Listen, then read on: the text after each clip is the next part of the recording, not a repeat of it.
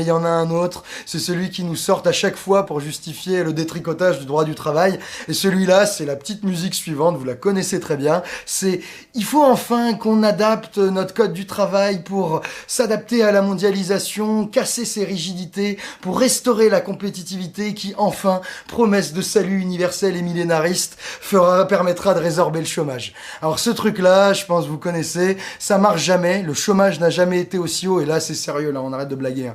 Le chômage n'a jamais été aussi haut, les fermetures de boîtes s'accumulent, il y a des grosses boîtes qui grignotent les petites, les petits se font dégommer, mais même les artisans là, pensez aux petits commerces, aux petits artisans, aux petits gens qui font leur truc, les petits agriculteurs, ces gens-là se suicident, leurs boîtes ferment, et c'est des drames personnels. Donc il y a énormément de gens qui valent mieux que ça, que quelles que soient vos situations, faites entendre les réalités de leurs petites décisions, parce qu'eux ils s'amusent à griffonner des trucs pour la compétitivité de on ne sait pas qui, ils s'amusent à griffonner des trucs pour en fait faire se gaver des actionnaires et des énormes entreprises en France, mais nous autres petits, nos autres salariés, nos autres petits patrons, on trinque.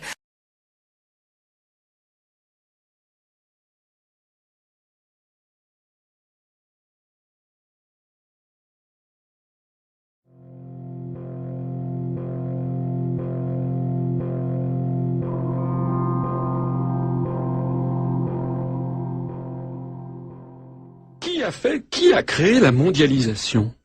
Qui a créé la mondialisation? C'est pas un phénomène qui est tombé du ciel. C'est pas les Indiens ou les Chinois qui ont créé la mondialisation.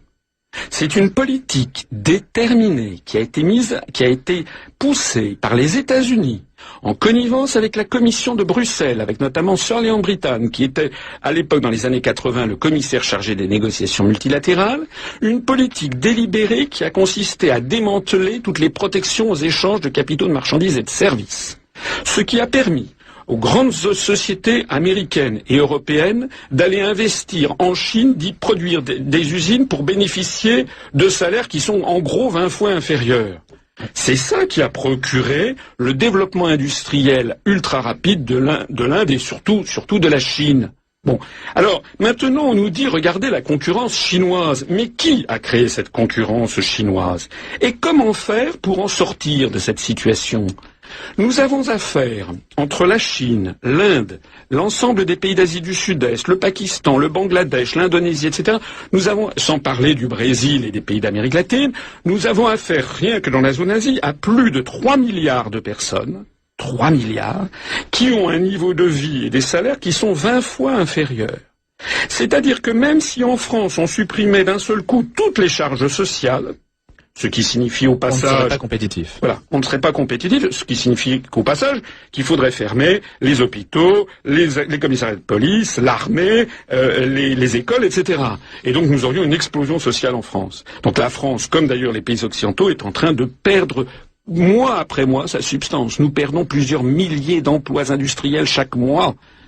Et ce n'est pas parce que les charges sociales sont trop élevées, c'est parce que de toute façon, même s'il n'y avait pas de charges sociales, nous perdrions ces emplois parce que de toute façon, ni nous, ni aucun pays occidental ne sera compétitif face à 3 milliards de personnes qui sont avec un niveau de vie très inférieur, de l'ordre de 15 à 20 fois inférieur.